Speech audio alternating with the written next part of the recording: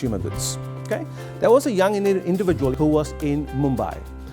He was deemed to be a high potential. So as part of his development, he was running finance, he had a finance and IT role. They wanted to move him out of Mumbai to give him more exposure, so they gave him a regional role. And they moved him to Kuala Lumpur and gave him responsibility over 6 different countries. His manager was based here in Melbourne.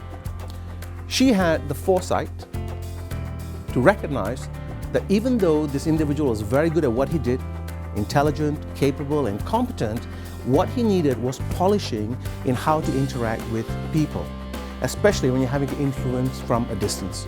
Because suddenly he had teams in Indonesia, he had teams in the Philippines, he had teams in Vietnam, he had teams obviously in Malaysia and Thailand, and he also had teams in Australia and New Zealand.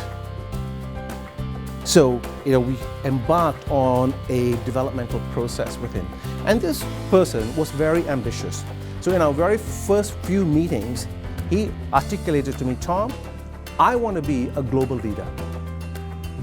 That's what I want to be. I'm interested in running a global operation. So I said, okay, if you're going to do that, not only do you need exposure in running a team in Asia, you need exposure in running a team in Europe, and you need exposure in running teams in the Americas. Because then you have got kudos in going out and being a global leader. He did an extremely good job in Asia. He was motivated, he had good strategies,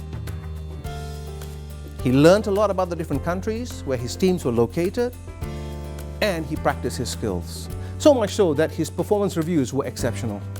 After 3 years, they promoted him. He landed up in Amsterdam. And now he's running a European team. Very different culture to Asia. So you have to learn all about Europe and how to manage Europeans. How do you manage the Dutch compared to the Spanish? Okay? He had to kind of learn all these things. Did a good job with that. Role was expanded, and he started being given a team in the Americas. And he ran a team in the US as well. So he got the exposure that he wanted. And mind you, this is over a period of about 6 years, right?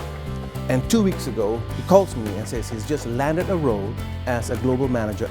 He is an individual who is culturally intelligent, but has put the effort in over the last 6 or 7 years to get to where he wants to go. So that is an example of cultural intelligence working in multiple countries.